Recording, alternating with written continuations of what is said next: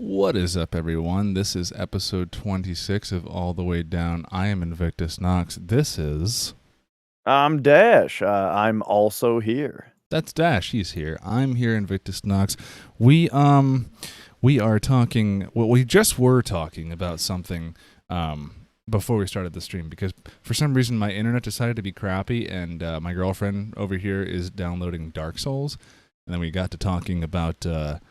some issues with like the mic or the Xbox 360. We're talking about how like we didn't have to worry about, discs being scratched with like the Blu-ray era due to how many layers of like protective coating they have.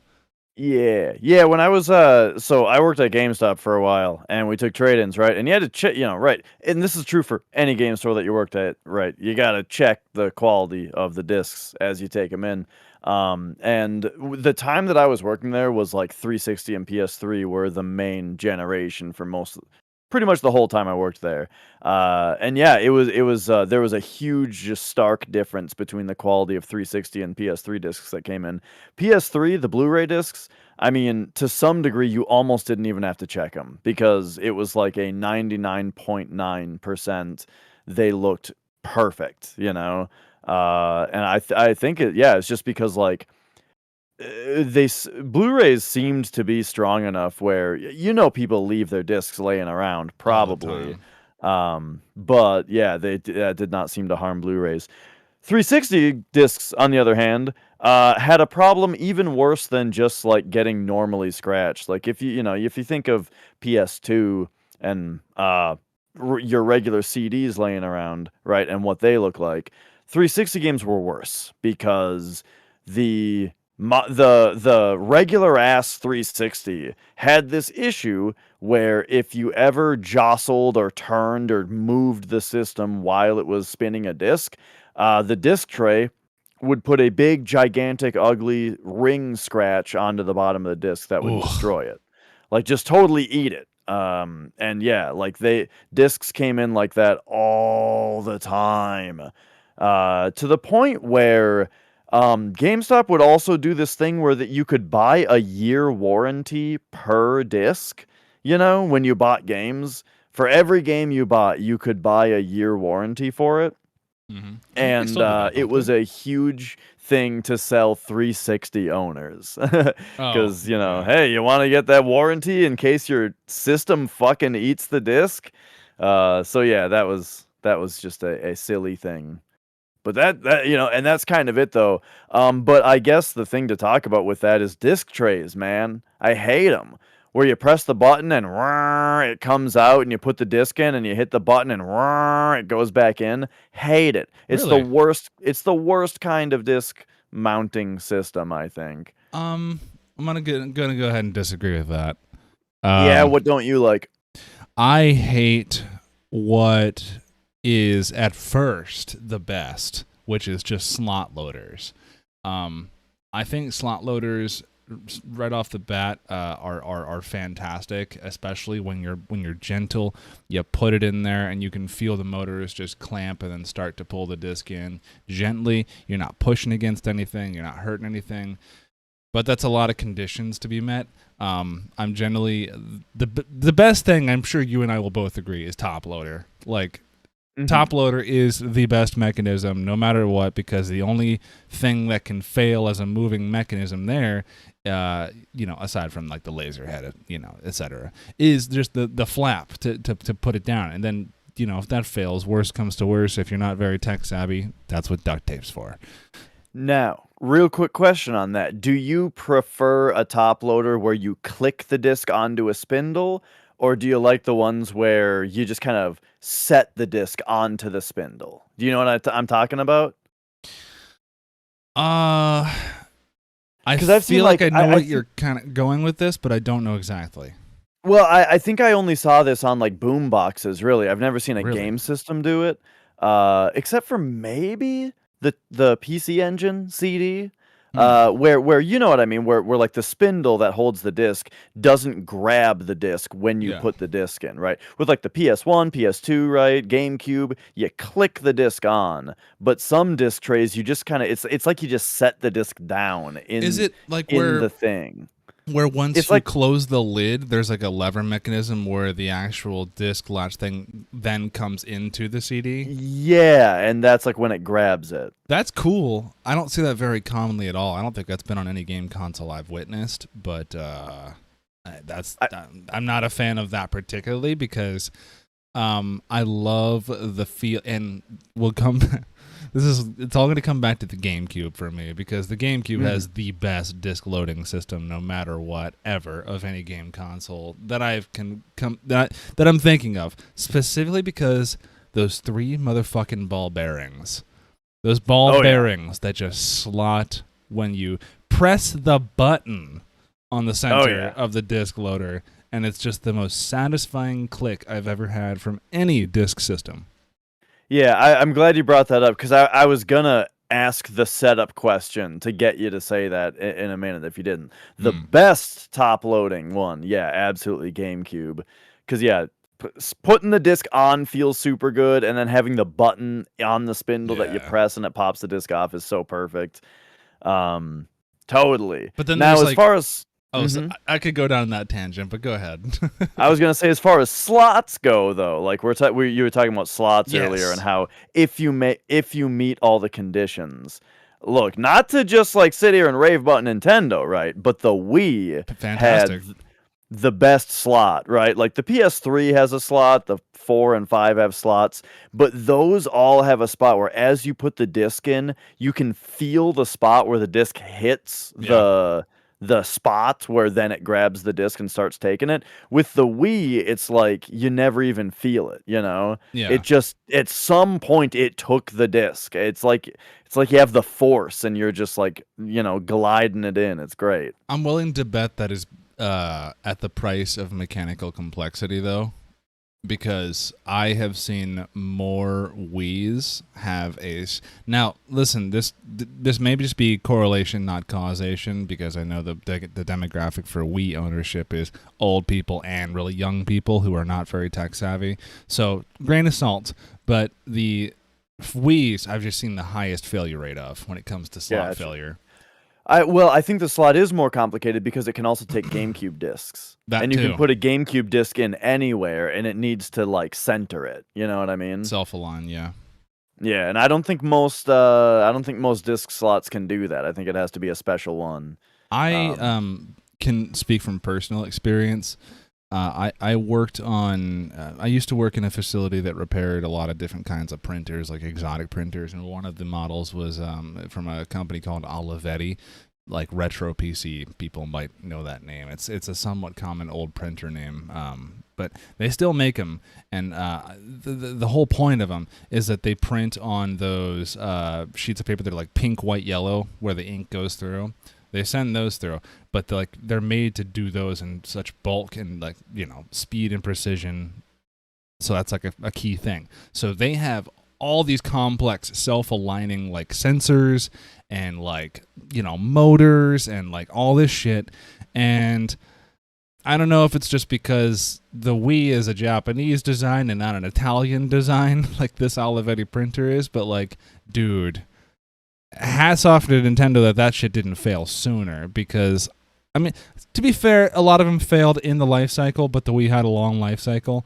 But like the Olivettis that I would fix, dude, man, they would like one sensor goes off, the entire machine is down, and it has to be sent off to us to repair. And it could just be something as, oh, well, you knocked it the wrong way, so the sensor, when I took it apart, looked at it with a screwdriver and saw that there was nothing wrong and put it back together, it just worked again. Like they're that sensitive.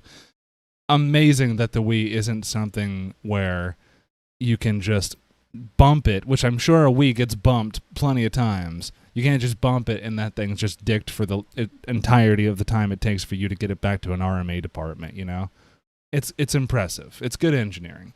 But there's still lots of Wiis that don't work now. And, you know, silver lining, the Wii is the best console to not have a working disk drive because you can easily soft mod it, but that's not the point. You're right. And you can't get the top loading Wii because it also doesn't have Wi-Fi and it only has composite video. I know. Man, I like that Wii, but there's no reason for me to buy it. Yeah. Speaking of composite video, so the other thing we were bullshitting about as we were starting up here was you were talking about a friend of yours that was using Composite on an HDTV for a while. Yeah, so I went to his, because we were moving in together at this time. I went to his house, and I was like, cool. He says he has a big screen TV. And I was like, I was looking at the games he was playing on it, and I was like, what the fuck? Why does it look so bad? And he's like, what are you talking about? And I was like, dude, it looks like I'm looking through like a fucking cheesecloth on the TV. Like, it looks terrible. And I figure out he's not a tech savvy person. He's got the Xbox 360's composite cables plugged into the composite input of this big screen. It's a what's that brand? It's a very cheap, like one of the Chinese budget brands. Can't remember the damn name of the name brand, but let's just say this: it's probably not got a good upscaler in it. Is what I'm trying to get at. So he's running the 480i through his fucking composite cables, getting upscaled to 1080p, looking terrible, and that's how he's playing this next gen gaming. And I'm like sitting here thinking, like, dude, the last gen Halo game looks better on my TV, which was a CRT yeah, CRT TV at the time. But like, I'm just like, what do you do?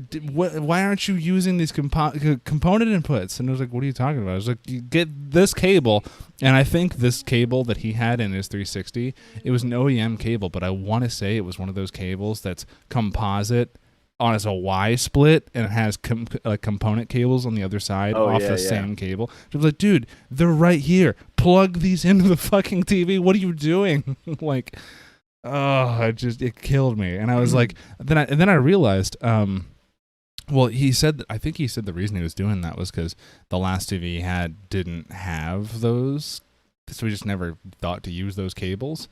Sure. And so he just plugged that in, and that's how he's been using it. And I'm like, I realized it, and I was like, oh shit, that's right. The Wii 360 PS3 generation is the generation that was like, well, are we gonna put HDMI output on it? Yeah. Yeah. Also, right. The 360 and the PS3 did not come with HDMI cables. With or some of them with ports. Like the very early 360s, I don't think had HDMI out. That's what I want to hear or want to say. And I know for a fact that none of the Wii's ever had HD video out. Right. Yeah, the Wii did not have HDMI. The PS3 did. The 360. I want to say the PS3 had it native for every iteration.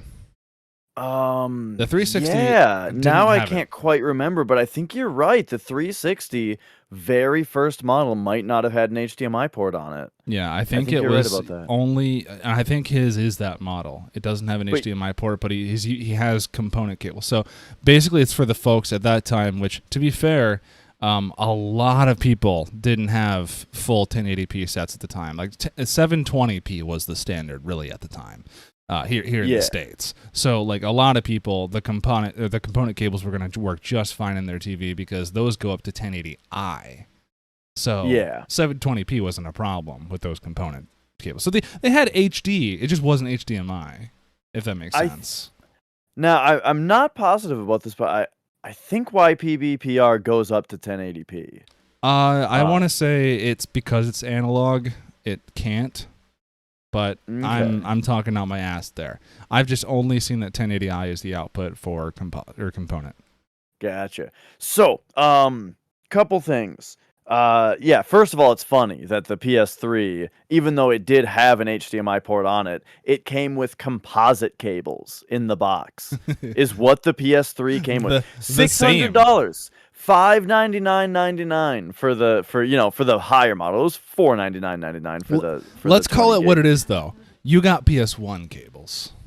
Yeah, right. Yeah, it was right. $500 or $600 system, and it came with composite cables, which is pretty hilarious. But to the point of of playing on an HDTV with composite cables, like a lot of people did. So when or just getting a system that comes with composite cables. When I got a PS3, I was still using a CRT, and not a good one, a shitty one. Same actually.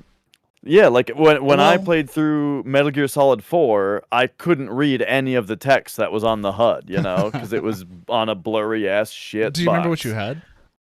No, I don't remember the brand, but it was it man. I'm gonna say. See, here's the funny thing, because I had a similar experience where I didn't have an HD CRT, so it wasn't a widescreen CRT. It was 480i.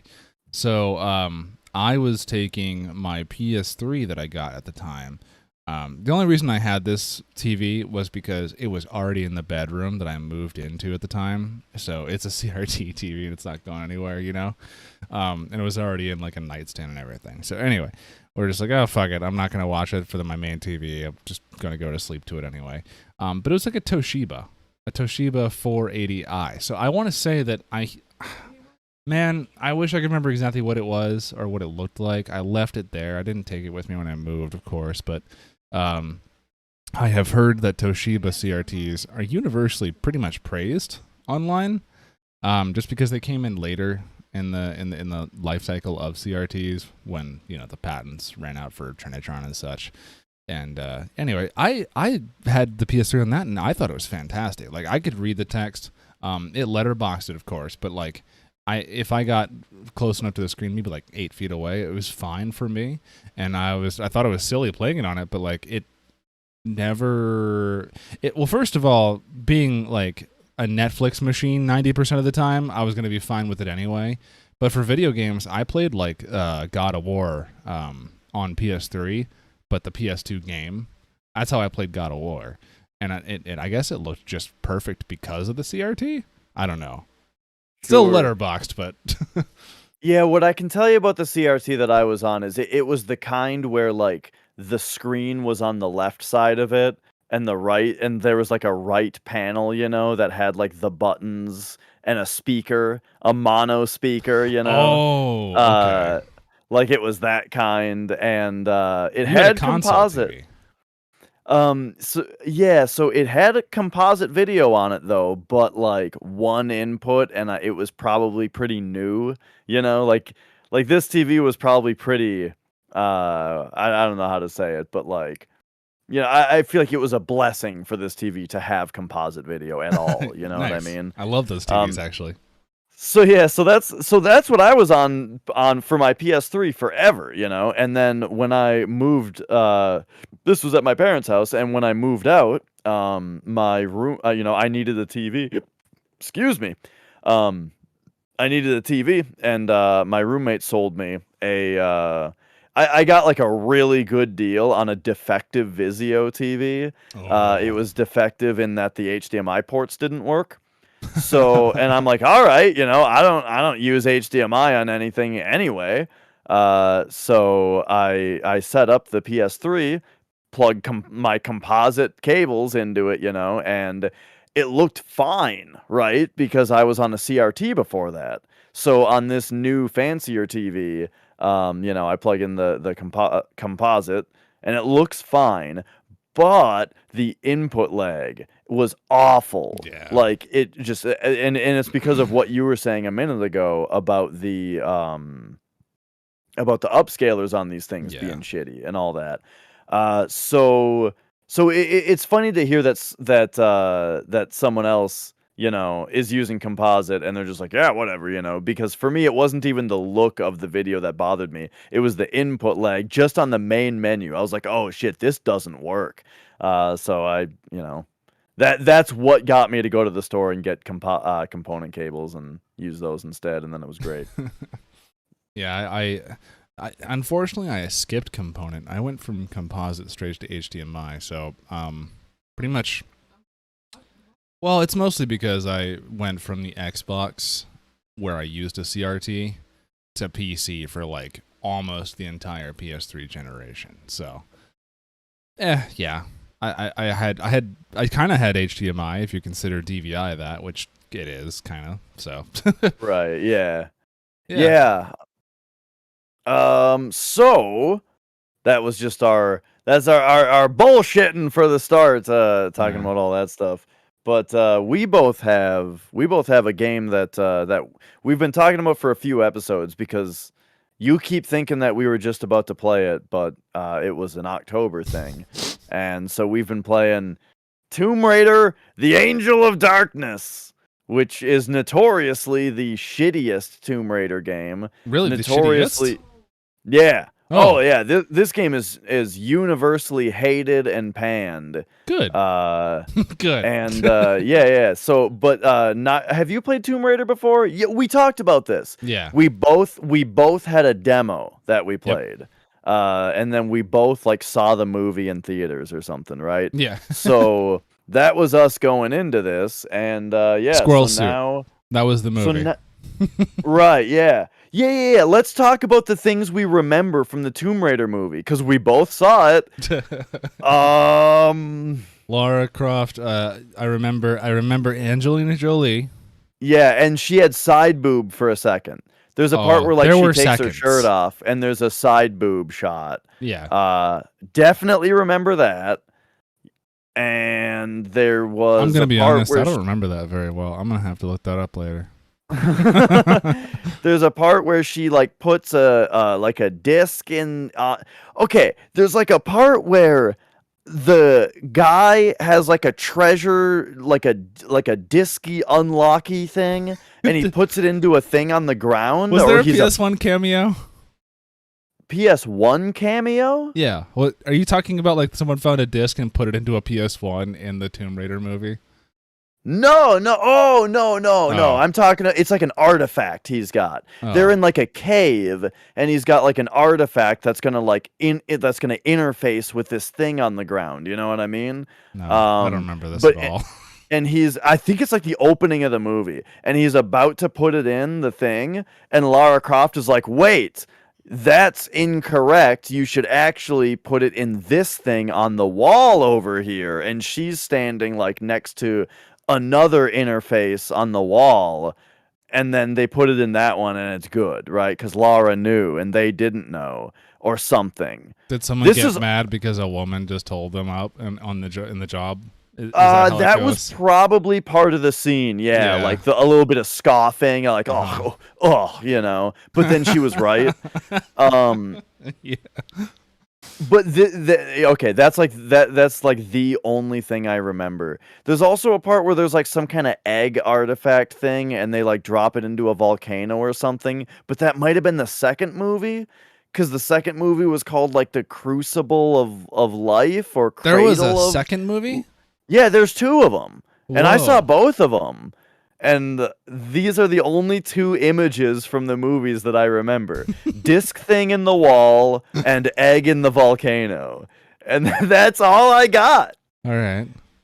I was going to say, I need to rewatch this because I have no idea about... I didn't even know there was a second movie. Did it still have Angelina Jolie in it? Yeah. Weird. I think so. I might be totally wrong here, but that's kind of what's funny is I just remember nothing. I think I remember last time saying that I very well may be confusing a few plot points over with Triple X. Oh, right. The Vin Diesel movie. Yeah. The Vin Diesel movie and the Ice Cube movie. And there was another movie that was like in the same vein of Triple X, but I can't remember what it was. It wanted to be Triple X real bad. Yeah, I wouldn't remember. Are you talking about like the Transporter with Jason Statham? No, but I kind of low-key love the Transporter. Okay, I've never seen it. It's actually like a pretty good, like Spike TV aired it, if that tells you anything. But like, sure. It's a good. Well, I've only seen like one or two of them, but they were good. I dug them. It was not the Transporter. It's another movie that's just I don't know. I don't want to get stuck on this anyway. Oh sure. We're talking about Tomb Raider, the worst game of the series apparently. Angel of Darkness, yeah, for PlayStation 2. So I finished it. You've played it it took me 20 hours to finish it. Hey, wait. Can you hold that up for the camera? Because sorry, audio listeners, I just wanted to show, for the fact, I don't know if there has ever been a time or ever will be a time again where two people will have a copy of this in their hands together at the same time ever. So I just wanted to have that on screen. I don't know that there's very many fans of this game, and going along through it, I don't really know how much I'm going to be able to contribute to it because, like Dash just said, he just beat the game. I'm probably at level like 5, and it's non-linear, so it's like I'm kind of like at level 8 and level 3 at the same time. But I will say the number one theme I can point out about the entire game is all the money went into the voice acting and like the actual cutscenes of the voice acting. Like that's where all the money went, in my opinion. Yeah, so the very broad opinion that I have of this game is that it is really good on paper. This game was a good idea, and the plan that they clearly had for this game was good. As in like the writing, and like you said, the voice acting and the general plot of the game I think is quite good. The voice acting is hit or miss. Most of the time it's good, but some of them are just like, holy shit, they weren't even in the same room talking to each other. Like, it's not all great. But yeah, for the most part, like the writing and all that is good. Also, I also think a lot of the level design in the game is quite good, but the game is horribly, horribly unfinished, and it suffers from the most unresponsive controls of any game I have ever played. Yeah, it's bad. The controls are so bad that you thought they were tank controls and didn't even like know that they weren't, because you couldn't even tell. I've been telling people they were tank controls until just now, and you literally told me they weren't. I thought that was, man. I thought they were just really poorly executed tank controls, because the way you turn around is like, man, you kind of almost have to dial in your motions at a certain point. Like, I can get Laura to look right in probably about what takes about a person 5 minutes to take an 18-point turn to get out of a fucking parallel parking space. Or I can hold right on the joystick and hit circle and jump and do this wild somersault jump to the right and land perfectly on what I want to do. Oh, for me, it was the opposite. It was like any time that I wanted to jump forward, but I wanted to make like a slight kind of adjustment left or right, she would just side flip off into the abyss and kill me. Yeah. Like the side flip was only there to troll me most of the time. The side flip's the only way I knew how to actually scale things. Front flipping, man, not only does this game... Okay, so think about this. You're on a cliff. You're going to jump over a precipice to another cliff edge. Think about the actions you're going to take. You're going to step back, you're going to run, you're going to jump, and then you're going to land. This game introduces, for, I guess, quote-unquote realism, an extra step in there where you have to do the grab, too. You have to not only get there, you have to hit the button to latch on, and then hold on, and then pull yourself up and get the traditional Lara Croft butt shot camera as she climbs up onto the cliff. Okay, I got a huge gripe with this though. Yeah. So yes, if you need to grab onto a ledge, you have to hit X with somewhat good timing for her to grab the ledge. However, if she ever grabs the ledge on her own, like if you walk off of a ledge or something and she grabs it, or once she's already grabbed it, the X button is now what drops you from the ledge. So it also drops you. It's so fucked. Like, okay, we got to start from the beginning on the controls. Like, let's just talk about the walking for a second. Part of the reason you probably thought this was tank controls is because, like, if you press the stick, I'll get into that in a second. First of all, when you hit the stick in a direction, there's like, it feels like there's a half a second to a full second before she actually starts moving. also, if you whack the stick all the way, right? Like you're not feathering it or anything. You hit the stick to move. There's like a 50% chance that she starts jogging and like a 50% chance that she just walks like 4 paces and then starts jogging. You also right? have a modifier. You can choose to make it so you can force yourself not to be able to run. Yeah, this is yeah. without even talking about like the walking mode. Okay. This is if you're on normal jogging mode. Sometimes she just fucking walks for a few seconds before jogging. Yep. And then yeah, if you want to move in a direction that's behind you though, like you hold back on the stick or just back in relation to where Lara is on the screen, she does this turnaround that looks like it's tank controls. You know when you have tank controls and you do the quick turn button? She looks like that, where she turns around and stops and then starts walking in that direction. And at that point, it might be the jog and it might be the walk into jog.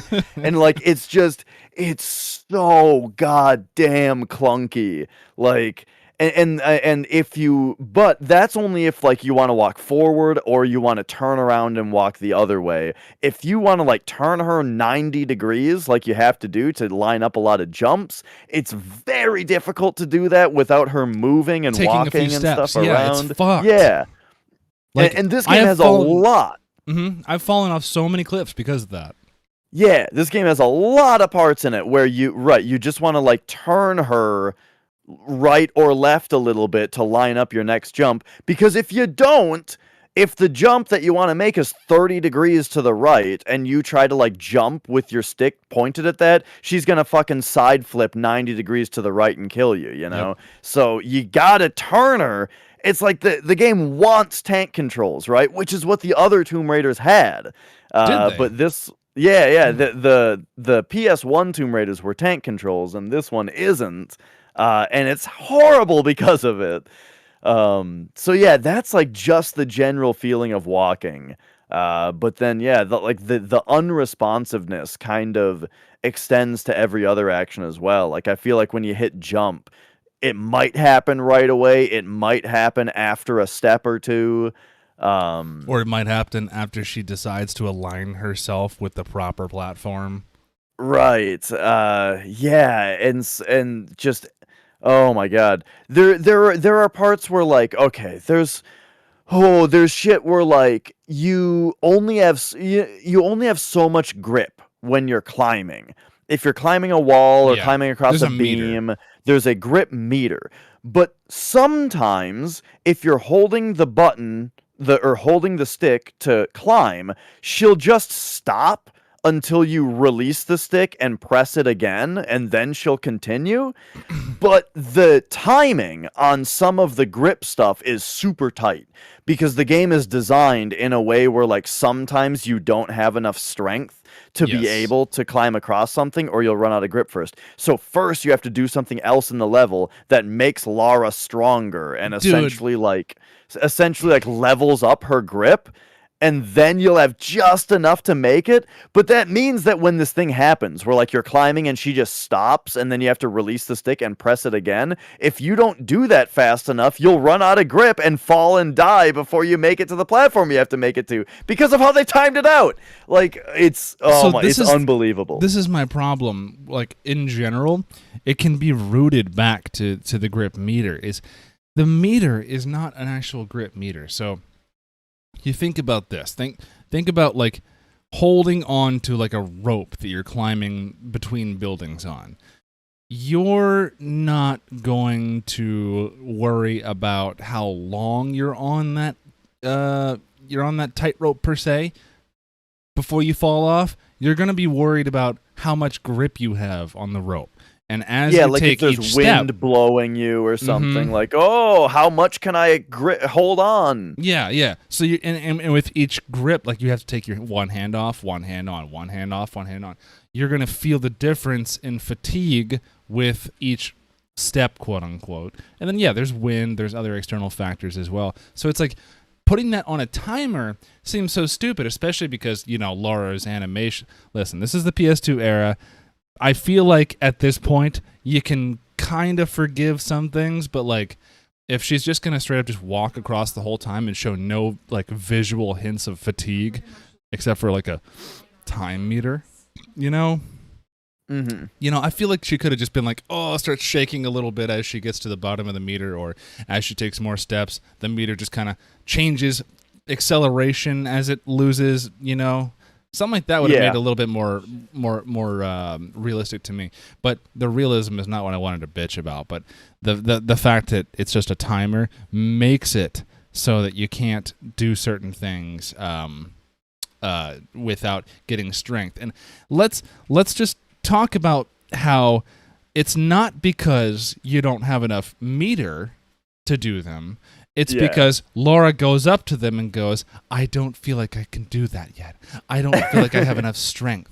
I'm not strong enough to do that yet. And how does Laura get strength? Oh, it turns out Laura gets strength by going that way, like 30 feet, and then walking into a room, and then picking up a candy bar. But like before she even, you know, she sees the candy bar. She doesn't pick it up yet. She sees the candy bar in this room, and then it goes, I feel stronger now.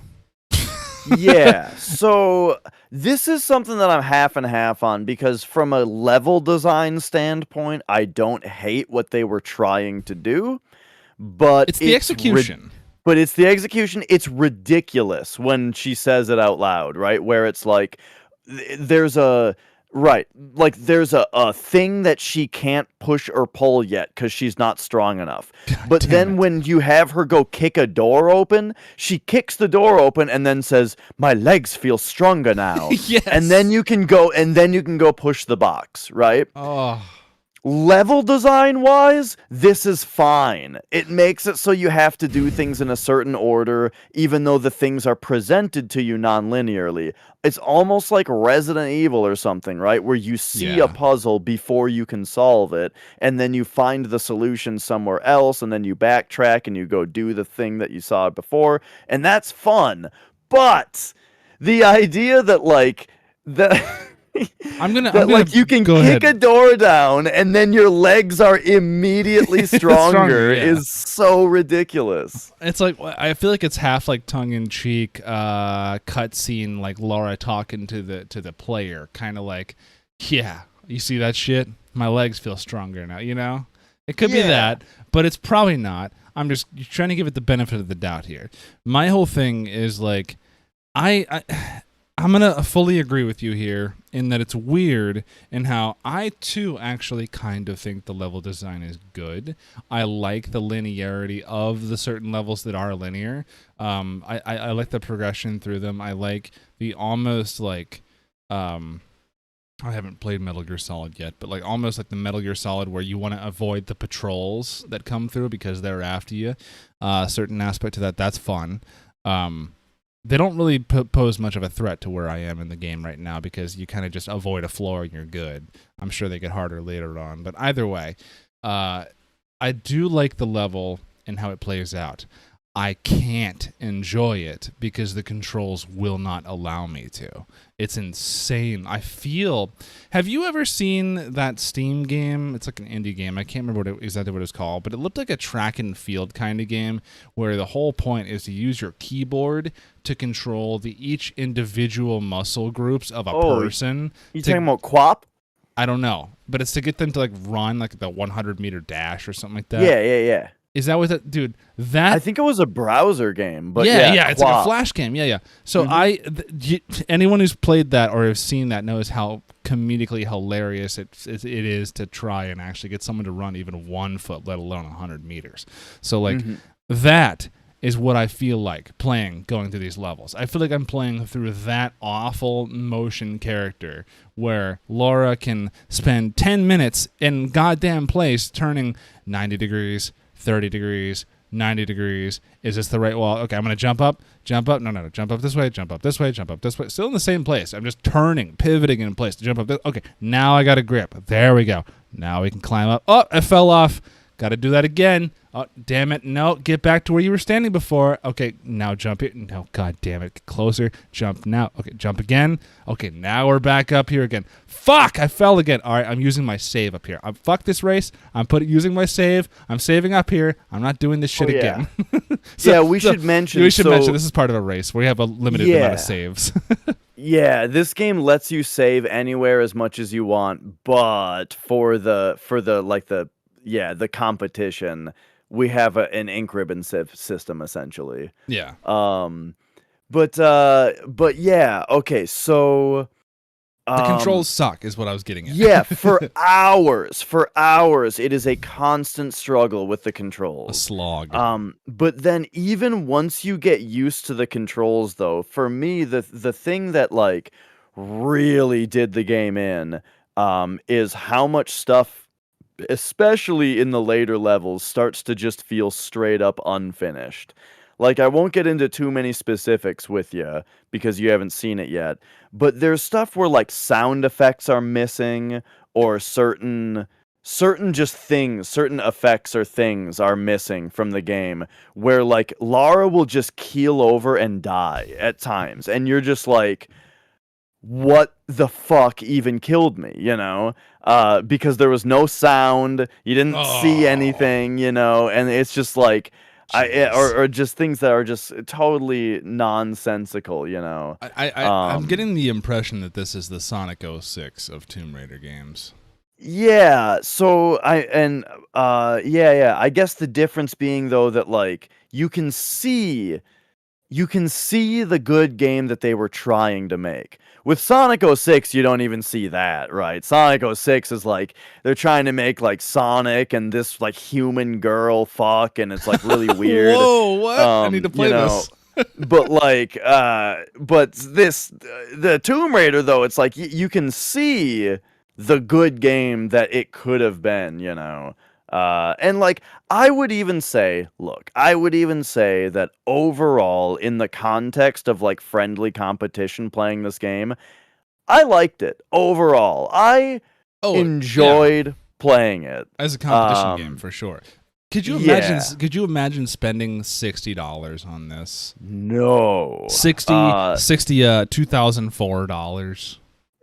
Right, because like no, I couldn't, because some of the fun that I had with the game is like when the really fucked up stuff happened that was super frustrating, you know, I could at least think like, oh man, it's gonna be funny to see other people deal with this, you know what I mean? Yeah. And so that was definitely like part of it. And that's such a cool thing to experience as an adult, you know. This did not exist as a kid.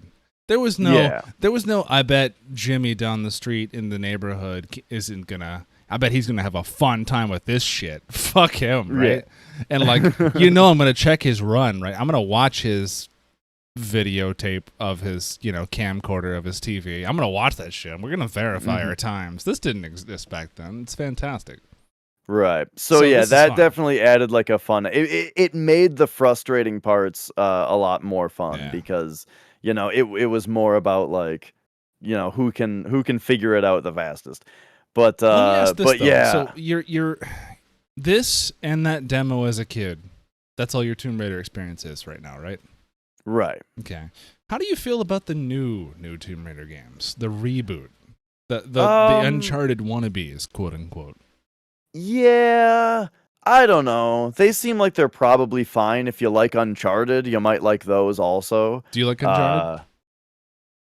I am a little sick of Uncharted. I did like it for a while, you know. Like I played the first 3 and enjoyed them. I couldn't finish the 4th one though, and I didn't play them right in a row. Like I played each one as it came out, right? Really? And then when I got to the 4th one, I was just like, you know, I'm just kind of done with this style of game. Yeah, I get that. You know, Did you, narration and characters with really good writing. I know they're really well written and they're really well voice acted, but it's just like, oh, they talk to each other, and now there's a third-person shooter section where we shoot a bunch of dudes, right? And then it's back to the talking and it's walking. a very low-hanging fruit for the gaming industry in this not this era, but the PS3 era. I want to say, you know, especially with like games like Dark Souls and fucking Tomb Raider, I guess, came out a little bit later too.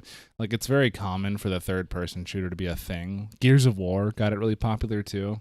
Not that those are comparable, but the formula, I guess. So I guess I've just come to expect it from that era. But man, Uncharted 3 was what was kind of like, I was disappointed by. But Uncharted 4, honestly, second place for best Uncharted. After opinion. 2, I'm guessing. Yeah, after 2, for sure. I guess I would say, like, I mean, if I hadn't played 1, 2, and 3, right, and I just played 4, I would have loved it, right? Or maybe even if I had only played 2 or something, right, I would have loved 4. It's just, the thing is, I also played Golden Abyss on Vita, right? Oh, so I didn't get to play that. Did you like that? Oh, it was great. Can you talk especially about that? Well, I mean, it was an Uncharted game on Vita. Is that and a good thing? Yes. I don't even have Vita exposure. Oh no, it was very good. One thing that really stood out to me about Golden Abyss was that it was the one game where gyro aiming kind of felt nice to me, you know? Really? And I think that was part of the handheld. I think it was part of the fact that it was handheld. The only use I found out of that for the PS3, the DualShock 3 controls, was grenades. Grenade aiming was made fantastic by the gyroscopic changing controls of the PS3, where you could just hit R1 and it would give you that little white line, and you tilted the controller back towards you, and you just saw the arc get taller, and you saw it get closer, but you saw it also get over objects that it didn't get before, and now it can hit a person. So it's like, oh, cool, that's badass. Love that. Yeah, so that was in the PS Vita, and you liked it, though. Yeah, because it was like, the Vita has those tiny sticks, right? And so, which feel nice, right? But as far as like the third-person shooter, like precise controlling, right? It was it was nice to be able to use the stick for kind of your macro movements, and then just kind of use little tilts on the controller for little micro movements of aiming. I love that Mia's using your finger as a stick right now. Oh yeah, audio listeners, there's always this adorable cat in Dash's lap, and she's just got his whole hand just as a controller right now. You should check us out live on YouTube sometime if you're listening to this in audio. We appreciate you. Anyway. Oh yeah. Every other Wednesday night. I'm looking at the prices of a Vita right now. So what do they go for now? Oh, I got no idea. Price charting is hang on. PlayStation Vita system is what I want to find, but I want to see if I can eventually get a Vita, because I saw I want to say it was Modern Vintage Gamer post on Twitter that the Vita OLED screen holds up remarkably well today compared to the new Switch OLED screen. Yeah, the Vitas, so make sure you get an original Vita then, because they did a little bit of a redesign to the Vita at some point, and it doesn't have an OLED screen anymore on the redesigns. So you gotta get those first ones. And yeah, that's the screen on that thing looks incredible. That was was the Slim the one that you don't want then? Yeah. Okay, so there's the Vita 3G Wi-Fi edition. There's the Dude, there's a dev kit? Oh, they just have a listing for it here. There's the first edition. So basically anything that's not the Slim then. Yeah. Let's check out. Which there was a Wi-Fi only version or a 3G Wi-Fi. Because with the Vita, they wanted to use 3G to do asynchronous multiplayer kind of stuff, for you to have online connectivity on your games anywhere, you know? If was the Wi-Fi edition only any different, or did it have the same exact specs, just no 3G? Because exactly, yep, same specs. Okay, so that's the one I probably want if it's cheaper, because I guess I don't know I don't know how many collectors of video games listen to us right now, but I would assume at least a couple. But insider news, if you can consider it insider. I follow tech news because I'm in the IT world, and I came across my dashboard the other day that, guess what? The United States is now beginning the process of phasing out 3G networks. So pretty much, they've sent the letter to the big carriers, and they're going to slowly start phasing out the smaller carriers as well, that all 3G cellular data towers, assumedly from the FCC are now going to be shut down. So basically, older smartphones that are not 4G or 5G capable will no longer work on data anyway. I don't know about voice and text and shit, but that means the 3G on Vitas will not work either. So I'm looking at a loose price right now. If you have a loose Vita, that shit's still looking at like $150. I would expect the 3G to not work on Vita anyway, because I Yeah. think you had to have like a Vita specific special plan, and it was Oh my only with a God. certain carrier. It might have been Sprint or Verizon or something. I think there was only one carrier that it even works with. Really? And yeah, they probably don't offer it anymore, I would guess. Probably not. Yeah. That's like buying But a JDM car in the United States and expecting the car phone to work. sure. But anyway, so Uncharted, right? I was just I was just saying that You're not a you know, car person. I love that. I had You're just like, sure. dude, the idea of a car phone is funny because It's hilarious. nowadays it's illegal to even be on your phone in a car, like on your cell phone.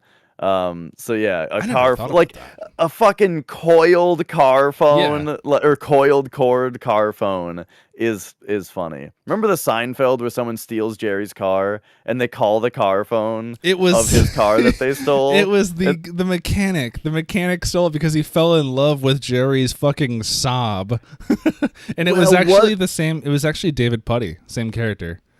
The guy who voices Steve from Family Guy has the real deep voice, plays a bunch of different characters with that voice. Guy from Hercules. Right, he Yeah. was the mechanic. Yeah. Yeah, it Because was there hilarious. there was the other mechanic that was the guy that played Ray's brother in Everybody Yeah. Loves Raymond. Wait a minute. He was He was also there. You're right. Because Yeah. No. Am I mixing up characters? Because Ray's brother in Everyone Loves Raymond was also the mechanic who was giving him shit about not changing his oil on time or something. right. I think they were both mechanics in the show. They definitely had to be. They were. Yeah. Because I remember there being a Patrick Warburton. That's Patrick the, Warburton. Yeah. the guy's name. Yeah. Because I do remember there being a scene where like Elaine is because he was Elaine's boyfriend. Yep. And I remember her like asking him his prices on a bunch of stuff while they were making love, right? To like see if the other mechanic was a good deal or something.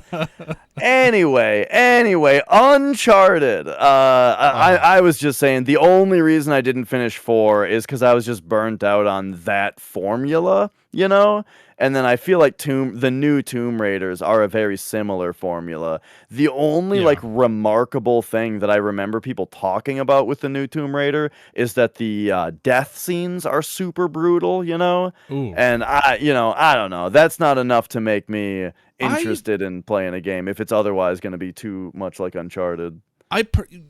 So I'm biased because I love Uncharted, but I understand the fatigue with the formula. I have this thing, I guess, where I'm really interested in playing the new Tomb Raiders because I like Uncharted, like I said. But the redesign, I remember when those games were announced, the redesign for Lara, everyone was like, whoa, what the fuck, this is terrible. And then, of course, like at the time, the real edgy crowd were just like, they're just making her less, how bimbo-y like she used to be, and this is because women in gaming, rah, etc. But like, I didn't care about that because it looked like it gave a side to Laura that we never got to see before, which is, I'm a fucked up person. This is what I do because I'm fucked up, because I'm damaged, because this shit happened to me. I'm paraphrasing because I haven't played them, but that's the kind of the plot idea I got from a I think I actually read a magazine review on that actually. But yeah. Like the old Lara was like femme fatale. Yeah, right? she's femme like fatale. a Bond girl almost. Literally. While the new Tomb Raider is like shit, she's like a survivalist, right? Mhm. She's like she's just she's been through some fucked up and I kind of appreciate both sides because I mean, like, you get Barbarella or you get like the hero's journey, right? Like they're both valid storylines. Yeah. I I think what I just didn't like the most was the fact that Tomb Raider is just such like an entrenched like male eye candy kind of game, you know? It's like they tried to. I don't have a problem with the redesign. I guess I should say that right off the bat. I don't mind that Laura looks like a completely different person. My problem is that she looks like a completely different person. She looks like a human now, and I don't care about that at all. I think it's cool, and I like the interpretation. It's just not what I thought, because I feel like the looks of Laura have evolved such to where the movie made from it even continued that expectation with like the kind of I don't know if do you call Angelina Jolie bimbo-ish in the face? You know, it's not. There's not a word I really can describe it to you know. I'm just trying to say like it's like the you'd see them on like a male magazine cover. That you know what I'm saying? That's what I'm saying. The new Lara Croft just has like, hey, that's a human being kind of look like. Yeah, So that's like it's like just a tonal change, I guess, is the only market difference. But that didn't put me off on it at all because, again, I was like, oh shit, that kind of looks like Uncharted and it's Tomb Raider. Maybe I'll check that out because I would like to get into the original games, and that seems like a cool way to see. And I don't know what the actual games are like right now. I don't know if they're a prequel to the original series or if they're like do they explain the story or is it just like a dramatic retelling of the PS1 games? I don't know. So if it's like a prequel, then I'm kind of all about it and I want to check it out first because I don't know why. I like doing things story linear wise, but yeah, the only thing that worries me about the comparisons to Uncharted, and also, I mean, this even kind of goes with the idea of the character being less femme fatale and more like about survival, is that it makes it sound like it's more of an action game and less of a adventure game and less of a puzzle game. You know what I mean? Like, from what I understand, again, this is coming from someone also who hasn't played any Tomb Raiders except for Angel of Darkness, but I'm pretty sure, like, Tomb Raider is about being in, like, a room that's got a bunch of shit you can pull and push, and you gotta, like, it's like a puzzle. It's not right? high action. Yeah. Right. Yeah. It's like a puzzle that you got to get through. Like there's some platforming, there's some traps that you got to avoid. And there's like a big puzzle to solve to get the treasure, right? To raid the tomb. While when you think about Uncharted though, you think of more of a linear action game with lots of exciting set pieces and stuff. And then every once in a while they do stop and have you do kind of a quote unquote puzzle. But not really. Sure. It's not like a constant puzzle thing. Yeah. So yeah, I can see the worry about that. If I were to play a Tomb Raider game, I would right now that's not Angel of Darkness, I would definitely go for the PS1 games. I think I'm in the same boat. Yeah, because I want to experience real Laura. To me, like I think that's this. Like I think Pyramids of Giza on your chest, Laura, is like the Laura everyone knows in their heart and soul. I don't think when I say Lara Croft to you, I think polygons come up in your head. That's all I'm going to say. So, and you know, what polygons those are, that's up to you. But for me, I think of just like, I think Virtua Fighter graphics, which is funnier because I don't think Lara ever had graphics that bad. Yeah. But it's like... Yeah, like I immediately think of all the ads I saw for Tomb Raider when I had like magazines when I was younger, right? And there would be a Tomb Raider ad, right? Dude, can we talk about something funny about the game too? Because like, okay, Angel of Darkness. Yes, you hit the circle button in Angel of Darkness to crawl. Triangle. Is it triangle? Triangle. Yeah. I thought you're right. It was triangle. Yeah, the triangle. Oh God, yeah. Yeah, I felt bad about having that on stream. I was like, I know, whoa. dude. Okay, right. Let's get back to Angel of Darkness for a minute. So sometimes you gotta crawl, and the fucking position that Lara gets into to crawl, and the position that the camera gets into to show the crawling is like, you could so shameless. let me describe to you the only way in which this game got developed. Does it have good cutscenes? Yeah, okay, fine. Voice acting good? Yeah, it's pretty good. All right, cool. All right. Hey, did you throw that thing in there? I told you to throw in there. Oh God. Yeah, we threw. Show me right now. That thing I told you. That thing I told you about. Need it in there. Triangle. That's what I needed in there. Okay. Stamp of approval. It's done. Game sent. That's how that had to go down. Oofta. It's embarrassing to have on screen. So that's a thing. Also, like, combine it with the clunkiness where, even if you only have to crawl for 5 feet, it's going to feel like it took 3 minutes, Now, oh my this God. is something. This is actually a greater topic we could talk about at some point if we're even interested in it. But just to put this in perspective, context is so important. We have to realize in, what is this, 2003, 2004, we are talking about a game whose series and main draw and all the money has ever come from are people you'd see going to, like, see the Tomb Raider movie, going to watch Spike TV all the time. These kinds of people. The people who, like, The Man Show was, like, the best 30 minutes of their day at the time. So, like, they're going to buy these games. Is what I'm saying is dudes. Dudes are going to buy this. And I don't mean just men, I mean just fucking dudes are just going to buy this game. And they're going to go home and they're going to fucking talk about how, man, gonna go buy a game today on fucking Zanga.com or some bullshit, and they're not gonna talk on the internet until tomorrow, and they're gonna go home to that GameStop, get their game, go home, and get their camera angle, and they're gonna go, oh yeah, cool, fucking Tomb Raider, Lara Croft, this is what I bought this shit for, and they're not gonna think about it again because no one else looked at them, no one's gonna judge them, no one's gonna be like, oh, you played the Tomb Raider game, like, what's that like? Oh, well, it's cool, it's got these puzzles and all this shit, and ass shut, oh, cool, whatever, cool that it's got that, man, fuck yeah, fist bump or whatever we did back then. Yeah, okay, so you're talking about the kind of person that it's like, oh, I like to play as a lady character because I just want to see her ass while I'm playing it the whole time. You're like talking about that guy, that kind of guy, but not even the person, just the context of the overall context of the time. People just bought their games, took them, went home, didn't have to worry about being judged for it because no one was streaming them, no one was making videos about them. Magazines talked about them and gave you these already insanely edgy and sex-charged ads that were like, you kind of got what you paid for anyway.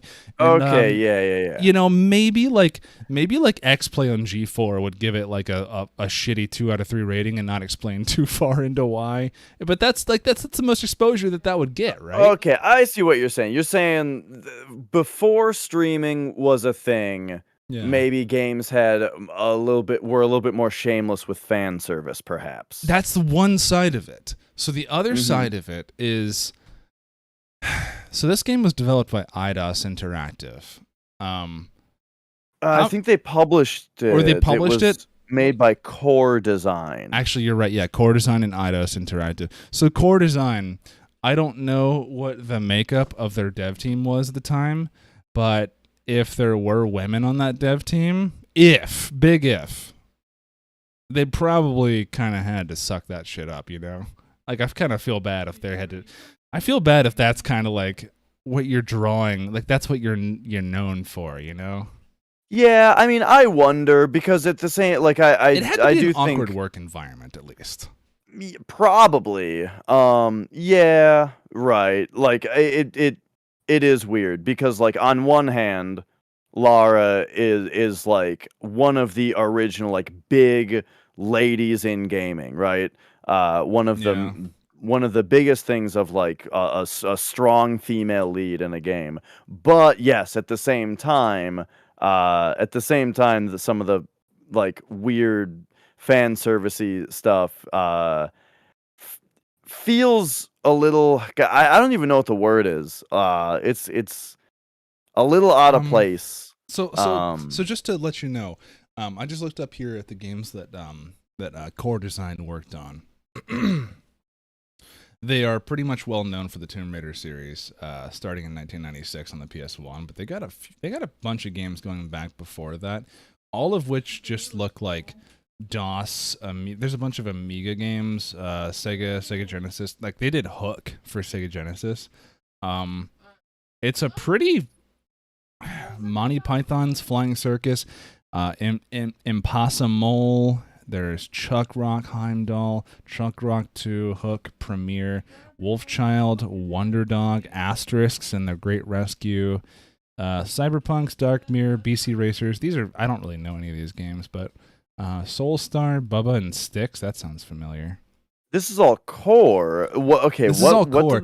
Oh, they also developed Fighting Force. Love that game. Good beat 'em up. Very sexual female character in that, though. They did all these Tomb Raider games. Another game called Hurdy-Gurdy. That's interesting. Wait a second. This game was made by Eidos. Was it Eidos? So maybe Core is the producer? Because I'm looking at the credits in the game, and Eidos Interactive has credits like artist, composer, programmer, and so Core Design on the Wikipedia page with all the Tomb Raider listings are in the section called Games Developed. Interesting. So what role did Crystal Dynamics have in all this then? Because I thought they made the PS1 Tomb Raider games. Oh, good question. I'm not sure about that. But essentially all I'm trying to say is I doubt there were a whole lot of women on the dev team. And if there were, I guess at a certain point you have to be like, well, you're known for Tomb Raider, but hang on. I would go with that defense if they didn't have this extensive list of video games that are not at all sexually charged before that. Yeah, I guess one thing I'll say about like the fan servicey kind of stuff, or just like because we're talking about like the crawling position in this game being very weird, is that I don't even really mind that stuff as long as it's done in like a stylish way that's believable for the character. Yeah. For example, like Bayonetta is a character that has a lot of like sexual energy, but her character owns it more, and it doesn't feel out of place, right? It doesn't feel like... Okay, so I haven't played Bayonetta before, but I imagine that when you're playing Bayonetta, you get more of a sense of her like sexually charged like motions are just flowing with the game and with the theme, and they're like scene appropriate, whereas like I kind of just feel like a gynecologist when I press the triangle button, I don't really want to have that angle. It's just all of a sudden I was like, oh Jesus, I didn't have consent for this camera angle. Right. So, and that's kind of what I mean, is that if Lara had some style, right, that had a little bit of sexuality to it, it would be like, all right, she's cool and sexy, right? But instead, no, it's just like this really awkward thing. Yeah, she could be so 007, but instead we get 007's flings, Yeah. It's so that part of it is weird. Maybe it's weird to ask 007 of a female character. Well, hang on. Aren't we about to see that? Aren't they about to make a new 007 movie with a female Bond? I don't know. Or something? I think I heard, though, that the last James Bond guy is not James Bond anymore. Yeah, Craig Robinson. He's not James Bond. I know there was like a petition going on to get... fucking Christ, I can never remember his name, but I love the dude. British dude. Black dude from England. I could never remember his name, but he does a lot of voice acting, and he's really fucking good at voice acting. Okay, and he's from England. Yeah, I don't know. I don't know why Seal keeps coming up, but it's not Seal. It's not Seal. I can't remember his name. The other name that comes up is Elon Musk. So if you can find the intersection between Seal and Elon Musk, that's the name that's coming to my mind. Fuck. Okay. It's killing me. I have to look it up. I'm sorry. Anyway, so Tomb Raider, though, Angel of Darkness. Basically, I kind of said it at the top, but yeah, it was kind of a tragic game to play through because of the way that, like, there was this skeleton and this design of a really good game on there that would be very enjoyable, But instead, it's got just the most unresponsive, awful controls I've ever used. And then also just other aspects of the game that are super unfinished and weird. But like but yeah, I can't say enough. Like the good parts of it extends to like the level design. You know, I really like a lot of the way that a lot of the levels flow, where you get through them a certain way, you meet an objective, and then your exit from the level is another interesting way to go, and it like really intuitively flows around. And there's a lot of parts where you kind of get there, and you're like, all right, what the hell do I have to do in this part, right? And Hmm. you look around, and you kind of say, okay, this part is dangerous because Oh, of this, sorry, or this thing, there's a thing I can push or pull, Idris right? Elba. That's his name. Idris Oh, Elba. okay. Thank you.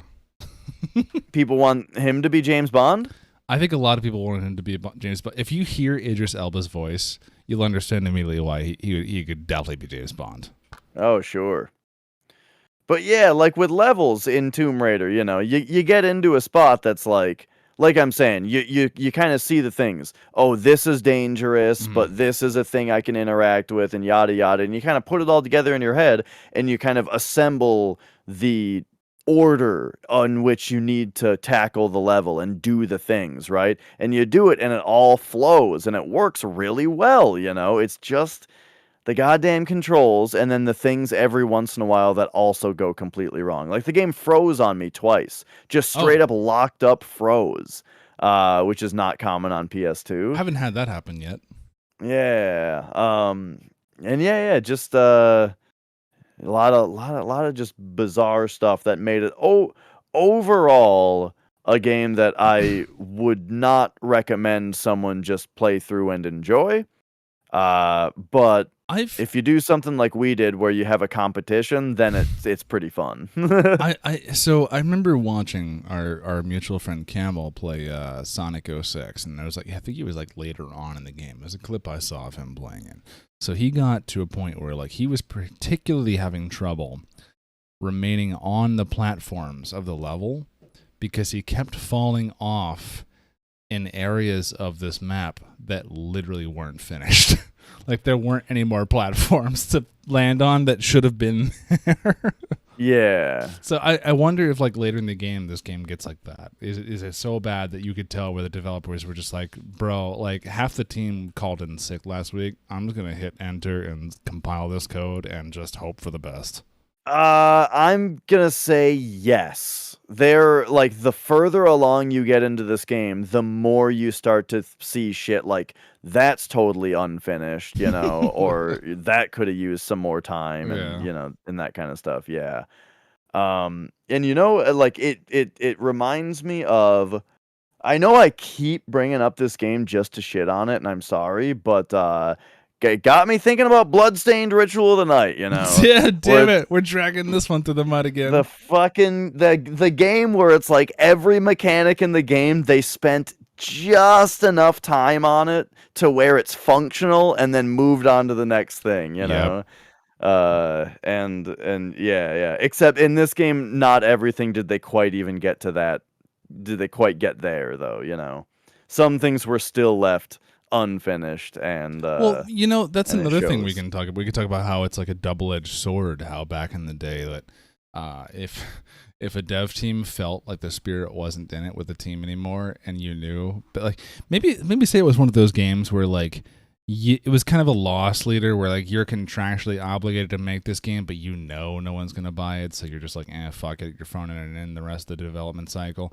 Maybe it's like one of those, but like nowadays we have people on the internet, and back then I don't think people understood just quite how much people like to complain on the internet.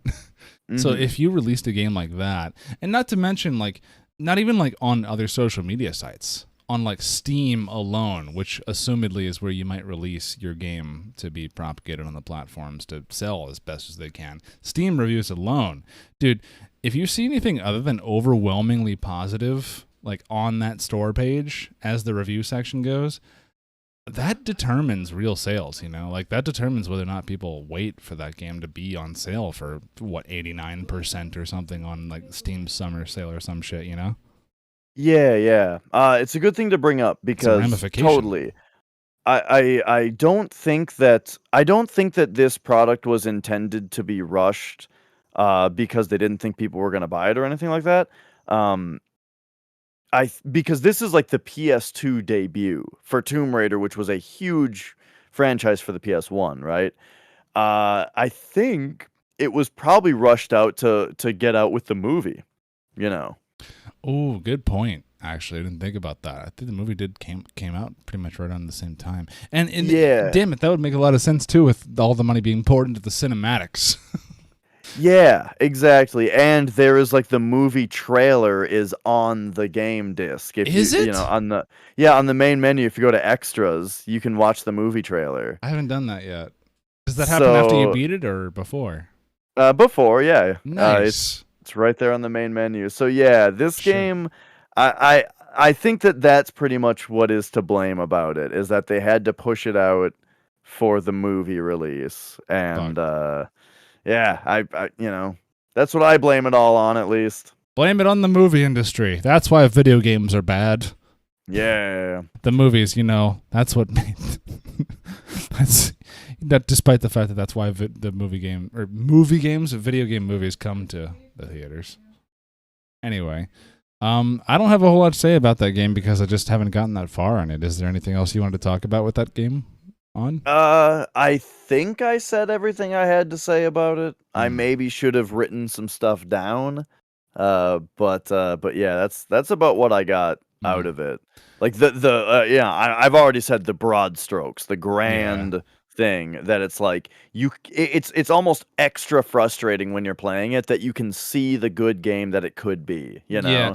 Like it's so close. I can kind of feel you on. I mean, because you've put more hours into it, you have more of a definition of that. But like, I can see where you're going with this because when I was playing through it, I have to say the only problem that I had with the level design was that certain progression aspects, in order to get to the next level, only happened when you just fucking walked to a certain nondescript part of the level, where it's like there's no, like, say I had to get up to a stairwell. It's like, okay, well, now what do I do in this floor? I'm gonna go through these doors. Okay, these doors don't go anywhere.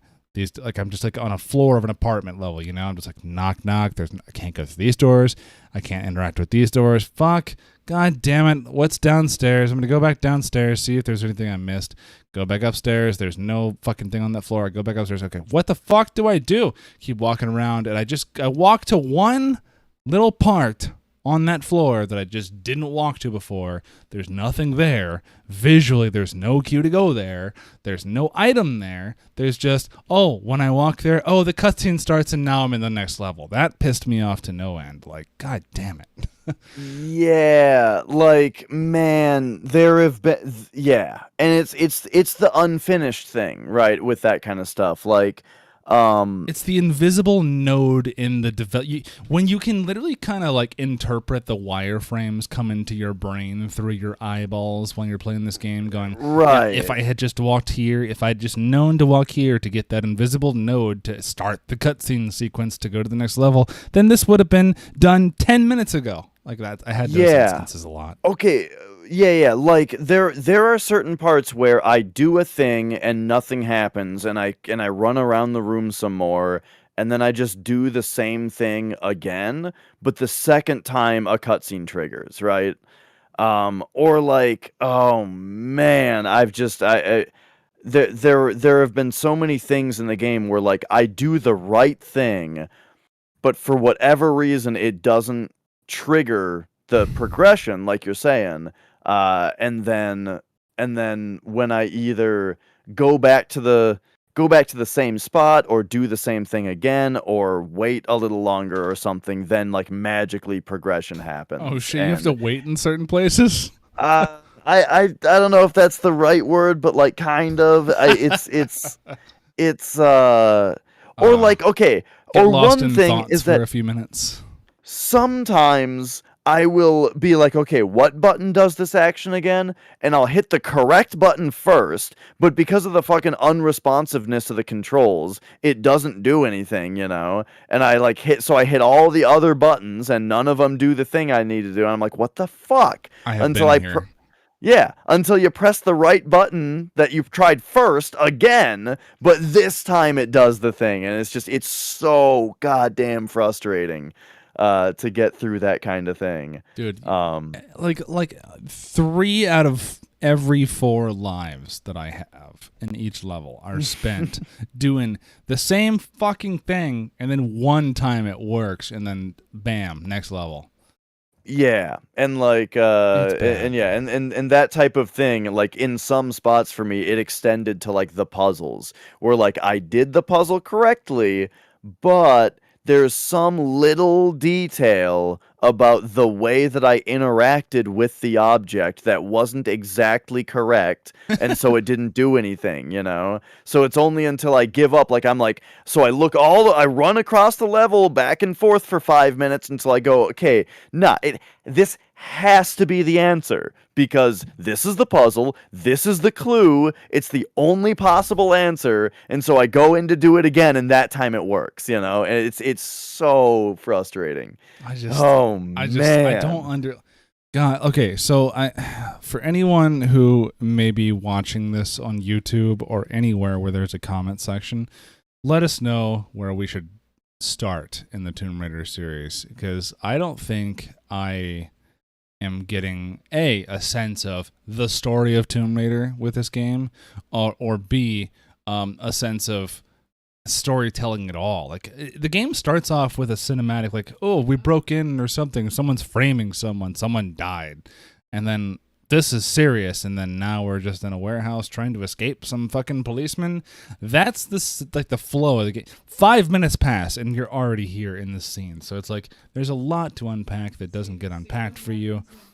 It's not a good place to start. That'll get better as you go. The story catches up and you'll grasp most of it, I'm sure. It's not that complex, but yeah, at the start it's kind of confusing. Yeah. But yeah, oh definitely. I mean, if I'm gonna play more Tomb Raider, I'll just start with Tomb Raider on the PS1. And I'll say that too. This game made me want to play the old Tomb Raiders because again, seeing the good game that it could be makes me think, hey, maybe the PS1 games are that good Tomb Raider game, you know, that this one could have been. Because I've always thought Tomb Raider looked really boring, you know, on PS1. And to be honest, like I've watched a few streams of it where it kind of. I have a friend, BeerLover666 on Twitch. Shout out if you want to go follow him. Good Norwegian friend. He plays Tomb Raider a lot because he thinks Tomb Raider is the best game on the fucking planet. I've watched his streams of Tomb Raider, and there's a lot of just quiet, nothing happening, trying to do a puzzle, not a whole lot going on audio-wise, and I'm just like, yeah, all right, well. Yeah, it's I've always thought Tomb Raider looked super boring, but now that I've played Angel of Darkness and it's like, hey, you know what? If it's like this but the controls are decent, then maybe if the I think controls it'd be are great. really shitty. Maybe. Yeah. Like if the controls are only kind of shitty, I can deal with that, you know?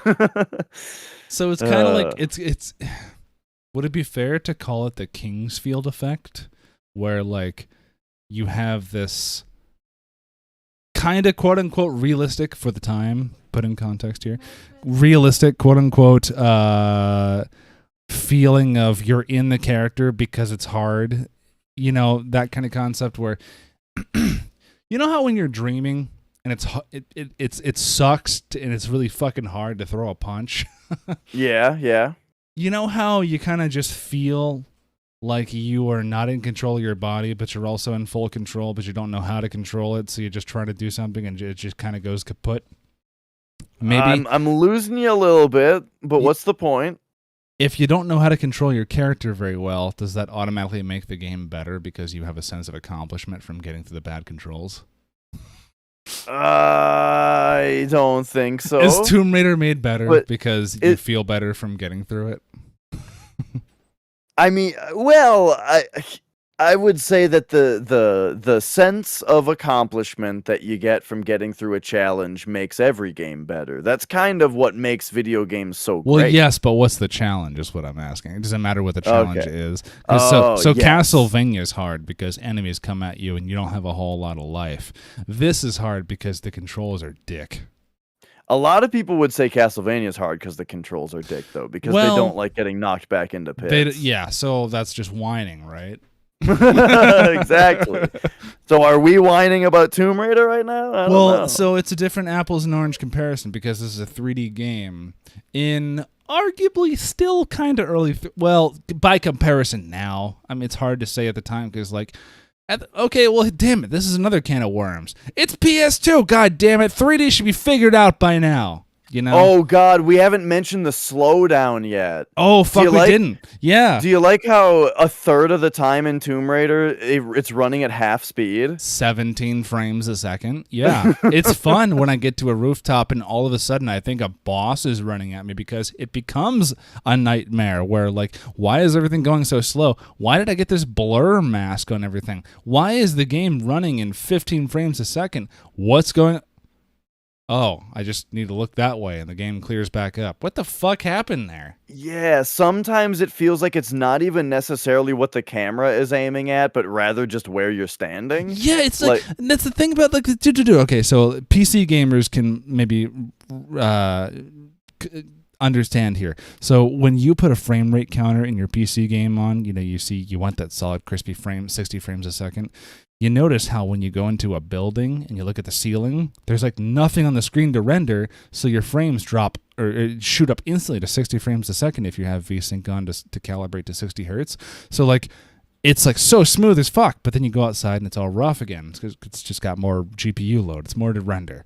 So you think, look over here in the sky where there's less shit to render and the frame rate will not dip anymore, but no, dude, you're right, dude. You just go in the area and no matter what, you just slow down. The game just sucks in this area. Yeah. Like, why is it slowing down? There's no event happening over here. There's like not enemies being spawned. Why the fuck is the game optimized so poorly to where you walk on this corner of the skyscraper, it just sucks? Yeah, it's something.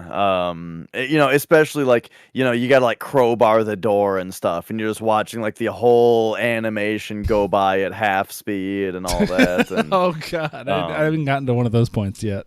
Oh yeah, oh man. So yeah, that's another thing about it. But no. The thing about the controls and my joke about whining is that, like, with Castlevania and stuff, the controls are tight and responsive. You know, very. And tight. that's the thing. Maybe not That's tight what I where need. on maybe it's not good controls and it's not tight and how it's suited for in how you're emulating it, but on the NES it feels just fine. Yeah.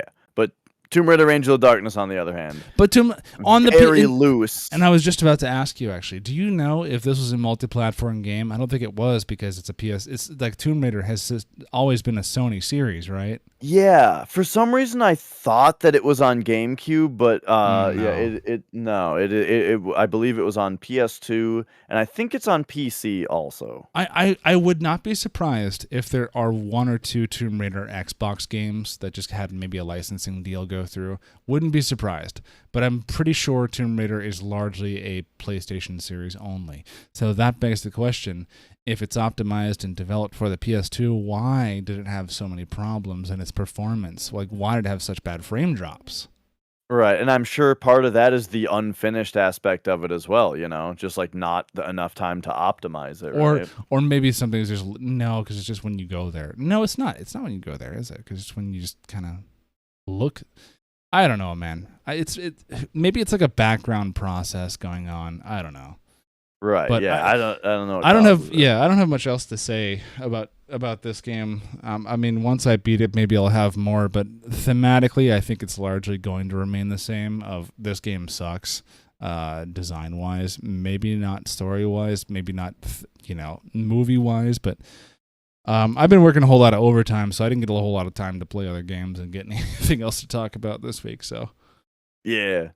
Yeah, I've got other stuff, but it can wait until next time for sure. This can just be a short Tomb Raider episode. Yeah, we started, but I'll tell you, like I fucked up and we started late. Well, good, man.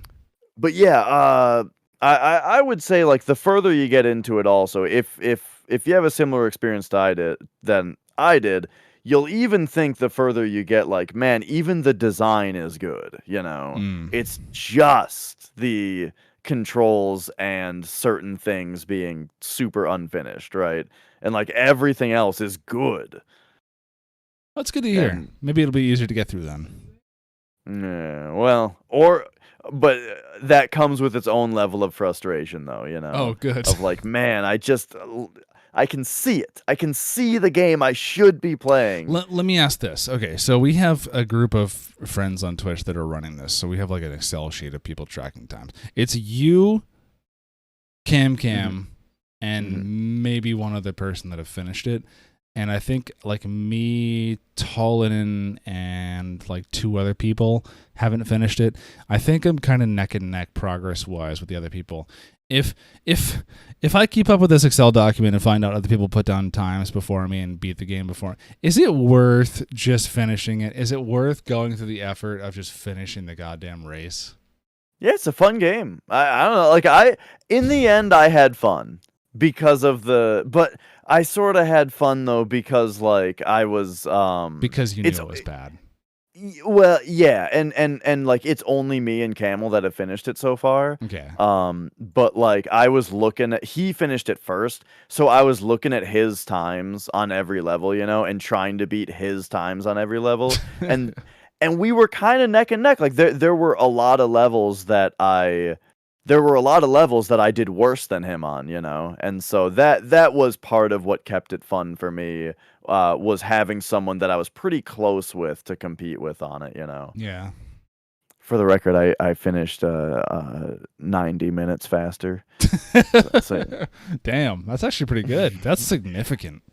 There were a couple levels that had like huge chunks that I got faster. And one of them actually was kind of, okay, so the first boss of the game, he very frustratedly died over and over and could not figure out how to beat for 90 minutes and then was just like, all right, fuck it.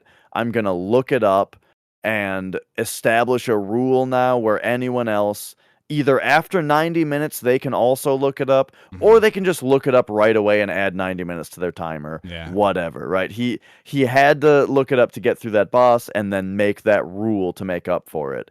Now, problem is, that gives me a huge advantage because I'm going to go into that boss going, okay, it's something fucked, right? Yeah, it's so you're not looking for stupid shit. Exactly. And so I got through that boss. I saved about like 50 minutes on him on that shit. boss, you know. So yeah. So I had an advantage on that. Yeah. I also think just seeing his times gave me a little bit of an advantage as well, because things like if I go into a level and I see, oh, it took him 17 minutes to beat this level. You know what to expect. Now I kind of know, okay, this is a shorter level. I have a better idea of where to use my saves and that kind of thing. So yeah, I think that gave me a little bit of an advantage. I can see that, yeah. I mean, that makes sense, yeah. Maybe I'll But I still kicked his ass, though. His ass has been kicked. Yay, Campbell's ass getting kicked. I'm going to cheer because that's about the only time I'm going to be able to cheer that. Oh yeah. Well, we'll see. We'll see how you turn out. Shape up. And I mean, I'll see. We'll see how you end up on it, and maybe we'll have a little bit more to say about it next week. Yeah. All right. Well, I guess we'll talk to you guys next podcast. We will be live one Wednesday from now. I don't know how to time that out. 2 weeks from now, if you guys are catching this live, and whenever you are kind enough to check us out, if you're catching us on the download. Appreciate y'all. Hell yeah. All right. Y'all have a good night. See ya.